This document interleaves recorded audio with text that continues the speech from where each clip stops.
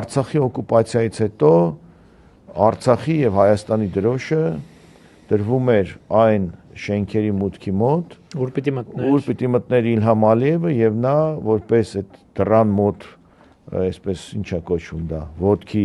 մաքրելու շոր, տարօրում անցնում էր Հայաստանի ու Արցախի դրոշները։ Նմանատիպ տարբեր ակցիաներ, չգիտեմ, Հայաստանի դրոշը կապում են մեքենաների վրա, քաշ են տալիս եւ այլն եւ այլն։ Հայաստանի ու Արցախի դրոշը փաթաթում էին մարդկանց վրա եւ 44 օրյա պատերազմի ժամանակ գնդակահարում էին օրինակ Հադրութի այդ հայտնի դեպքը, որը ֆիքսված է կենտրոնում, այո։ Ֆիքսված է, չֆիքսված ինչքան կա։ Նույնը Թուրքիայում եւ այլն եւ այլն։ Հետեւաբար, երբ որ այսպիսի բաներ են ասում,